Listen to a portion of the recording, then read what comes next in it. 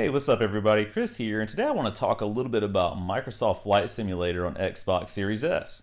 Hey, if you're enjoying the content, please be sure to give this video a thumbs up and please be sure to subscribe. So this is a game that I was honestly a little bit surprised actually made the transition to console. I mean, it seems like, at least, from a distance, objectively, that you really need sort of a high-end PC to run this game the way it was intended, but looking at it on Series X and Series S, which again is what I have, has been a super impressive thing for me.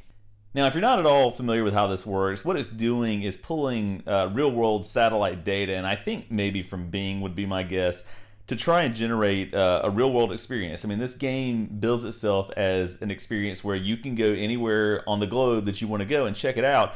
And I tested this, and it is pretty amazing. I mean, the one weird area that I found that didn't really work that well to me was Antarctica. I was really just trying to push it to see how far I could actually go. It's just one kind of giant sort of white slate, so to speak, that you can land on and do things with. But beyond that, everything else seems to be there in an amazing and impressive amount of detail. I grew up in a really small town in North Carolina. A little over 1,000 people lived there, and I decided to fly over it from a small airport near my parents' house where I grew up. And again, from the air, it was amazing. I could see my parents' driveway. I could see a little outbuilding that's near their house. It was, much more detailed than I expected. And again, from a certain altitude or elevation, it looks really good. Now, when you start to get closer, depending on which area you're in, that's when you start to encounter some hiccups or some things that show you that there are some rough edges here and that the game seems to be operating using some kind of maybe algorithm to try and, I think, auto-populate what buildings would look like and that sort of thing. So, for example, I live in the Charlotte area, and I decided to check out downtown Charlotte,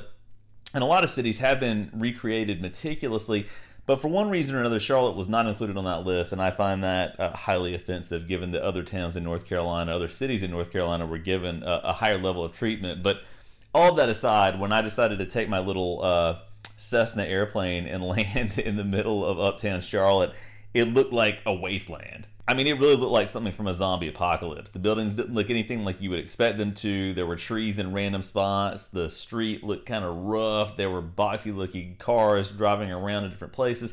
And again, this is really not the game's fault. I mean, it's hard to fault a game that literally gives you the ability to go anywhere in the world for not having the sort of detail that I would greedily want to see in my own area. So it was kind of a humorous experience. I mean, if you've played the game, you've probably seen this. You've probably checked out your sort of locality to see how accurate it really is. And other than that, it's pretty accurate. I found my neighborhood. I found some other friends and relatives' neighborhoods close by. And again, from the air, it looks good. But when you get down close, that's when you encounter some issues. However, if you do play this and check out some of the discovery flights where you go to places like the Giza Pyramids, New York City, or wherever, it really has a stunning amount of detail, even on Xbox Series S. And again, I think it runs pretty flawlessly. I haven't seen a ton of sort of hiccups or judderiness, if you want to use that word, that I just made up. That's meant to be, I think, sort of an offshoot of judder. But anyway, it just looks gorgeous. And I've been playing it on a TV in our house that's running at 60 hertz, a QLED TV,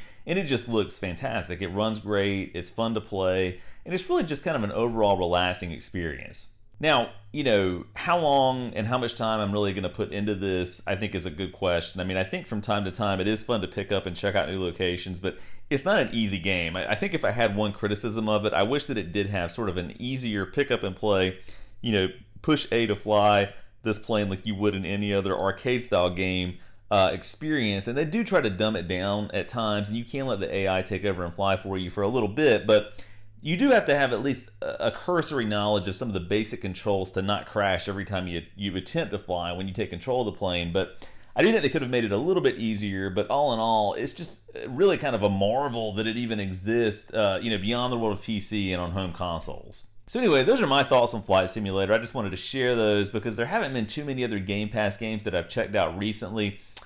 When Dirt 5, for example, was released at the launch of the Series S and X and PS5, I played that a ton, but they did add some of the new Dirt games, Dirt Rally, and even an older one, Dirt 4, to that recently, so I'm trying to download some of those to get caught up, and I'm planning to play Mass Effect Legendary Edition on my PS5 soon, so hopefully I'll have that done and can share my thoughts there. But if you've played Flight Simulator, let me know what you think in the comments below, and as always, thanks for watching.